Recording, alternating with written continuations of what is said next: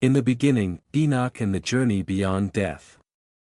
From the very beginning, when God separated light from darkness and formed the first human from the dust of the earth, a timeless truth was etched into the very fabric of existence: all must die. This is a truth that none can escape, regardless of their station in life.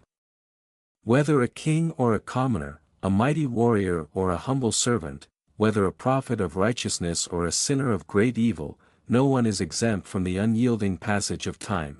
All flesh is subject to decay, and all must one day return to the dust from which they came. And yet, hidden within the sacred pages of the Bible, among the darkest prophecies and the most enigmatic verses, there are whispers of a truth that defies our understanding. It is a truth so astounding that it could unravel the very foundation of all we know. There are those who have never died. These souls, who vanished from history without a trace, whose lives were never marked by the typical signs of death, no final breath, no gravestone, no mourners, seem to have never belonged to this world. They passed through this life, yet left no footprints behind. And the question arises, who are they? Why were they chosen for this fate? And what are they waiting for, even now, in this age of ours? If you have ever wondered what mysteries lie hidden beneath the sacred words of the Bible, this may be the key that opens that door. Prepare yourself, for the answers may shake you to your core. What you thought were mere symbols in ancient texts may, in fact, be living, breathing beings who still walk among us. The story we are about to unfold takes us from the paradise of Eden to the end of days, from light to shadow, from life to something far beyond life itself. Hold fast to your faith, but open your heart and mind, for what lies ahead may stir the deepest corners of your soul. As we journey together, keep your eyes open, for you may discover that those who were thought to be long gone are still here, in our midst, waiting for the moment when all shall be revealed. If you can feel the mystery stirring within you, the wonder of it all slowly beginning to unfold, then hit like and share this story with others. Share it with your friends, for they, too, may be searching for the light that guides us through the darkness of this world. And as you share, remember that sometimes revelation does not come in dreams, but in the telling of a story at just the right time. You will be amazed to discover that the Bible is not just a book of ancient history, but a cryptic code that holds the key to the future. And now, together, we will turn to the first page of a secret that has been hidden for thousands of years. The beginning, Enoch and the journey beyond death. Among the descendants of Adam, there was a man named Enoch. Enoch was a righteous man, a man who walked with God all the days of his life. His life was one of unwavering faith, and he lived in such close communion with the Creator that his existence stood as a shining example of piety and righteousness. But Enoch's story is not like the stories of others. The book of Genesis, with its sparse and concise language, tells us that Enoch walked with God, then he was no more, because God took him away. There is no mention of a burial, no mention of a funeral procession, no mention of the mournful weeping that would accompany the passing of most humans. Enoch simply vanished. He was taken, but not in the way we typically think of death. There were no final words or farewell. He did not grow old and frail, as we are all bound to do. He did not suffer the ravages of time, nor did he experience the inevitable decay that comes with the mortal body. Instead, Enoch was gently drawn away from this world, into the eternal presence of God. His departure was not marked by death, but by a divine calling that brought him into a realm beyond human comprehension. Can you imagine it? Can you picture it in your mind, the thought that a man, a living, breathing person, could pass through the veil of this world and enter the presence of God without dying? It is a concept that challenges our understanding of life and death, of time and eternity. If Enoch was the first to experience this, then surely he was not the last. His story is not an isolated one, but a glimpse into a greater mystery, a mystery that continues to unfold even now. For if Enoch walked with God and did not taste death, who else might have shared in this extraordinary gift? Who else might walk among us, hidden in plain sight, never having known the finality of death? And as we ponder these questions, we are left to wonder, could Enoch be the first of many, or is his story a singular event in the grand tapestry of human history? What if, just as Enoch walked with God and was taken up, others too have walked with God in a way that transcends death itself? The mystery of Enoch is only the beginning of a much larger story that awaits discovery. Elijah, the chariot of fire and the promise of return. Elijah, the great prophet of Israel, was another man who defied the ordinary laws of mortality. Elijah's mission on earth was to confront the powers of darkness, to call the people of Israel back to the worship of the one true God, and to challenge the false gods that had seduced the hearts of the people. Elijah was not just a prophet, he was a force of nature, a man whose very presence seemed to command the elements themselves. His life was marked by extraordinary miracles, from calling down fire from heaven to bringing the dead back to life. Elijah was a fiery prophet, a man of great courage, a man who stood alone against the darkness that sought to consume Israel. And yet, like Enoch, Elijah's story did not end in death. As his life drew to a close, Elijah was not allowed to die in the traditional sense. Instead, as he and his disciple Elisha walked near the Jordan River, something remarkable happened.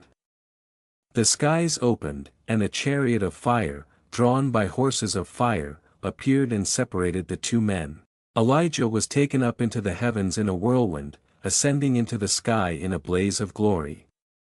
There was no sickness, no aging, no physical death. Just the sudden, miraculous departure of a man who had faithfully served God throughout his life.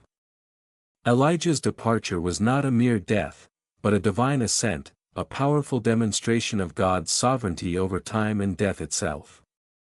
And with his departure came a promise, one that still echoes through the ages. In the book of Malachi, God declares, "Behold, I will send you the prophet Elijah before the great and dreadful day of the Lord comes." This promise speaks of a future time when Elijah will return, before the final judgment of the world.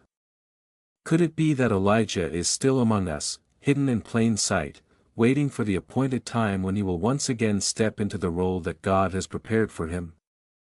Might Elijah be sitting quietly in a cafe, or standing on a street corner, watching and waiting for the moment when his mission will once again unfold? Or perhaps, like Enoch, Elijah has been taken to a place beyond our understanding, waiting for the call to return at the time of God's choosing.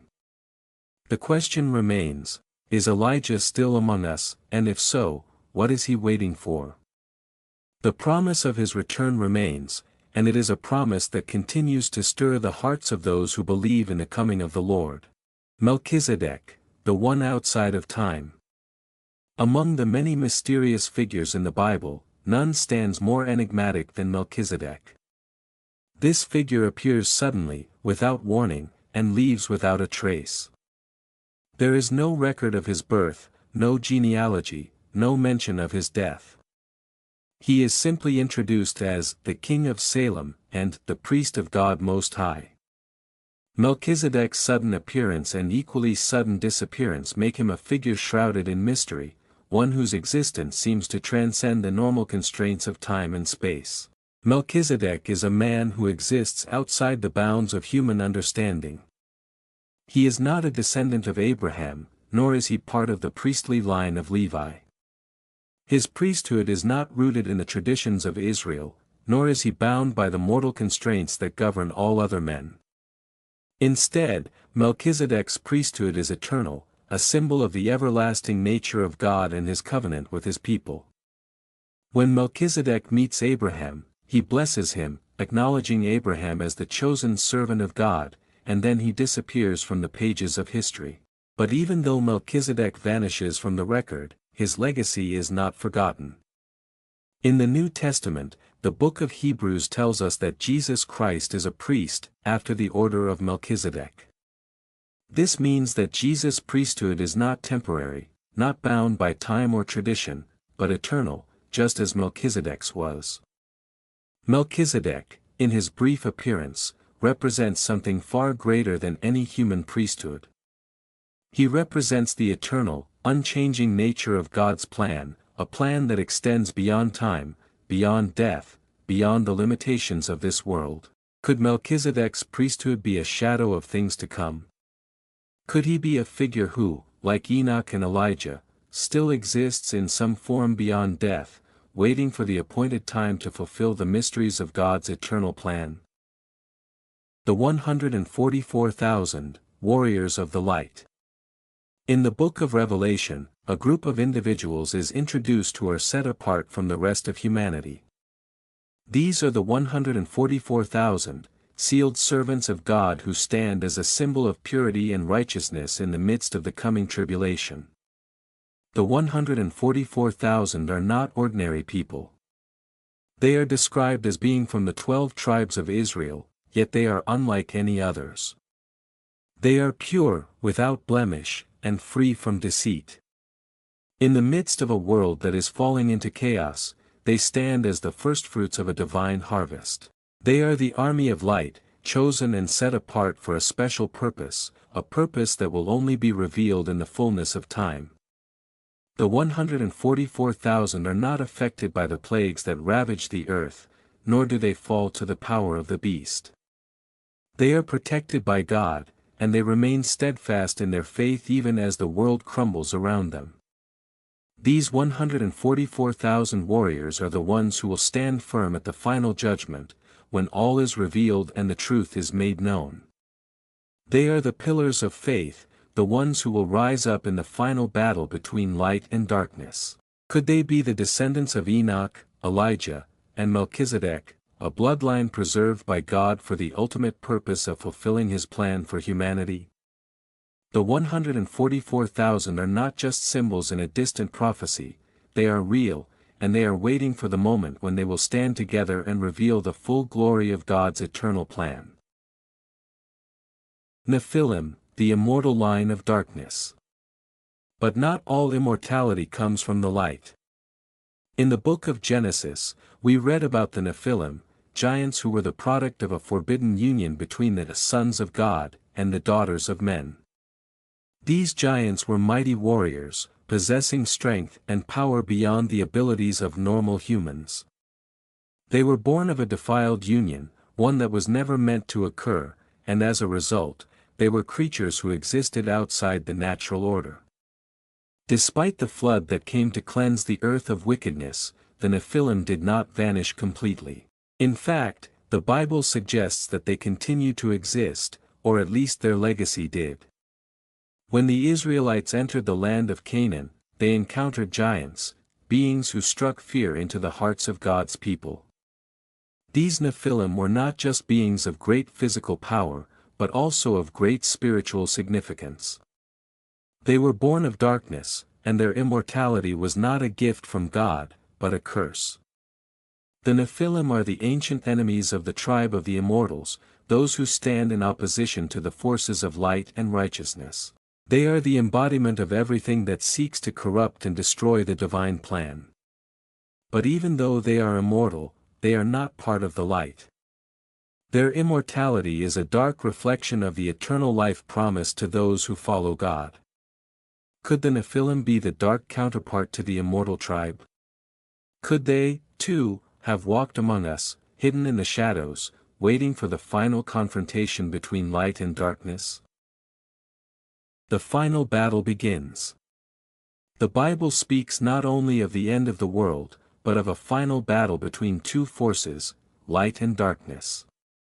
On one side, there are those who remain faithful, who refuse to bow to the beast and who hold fast to the light of God.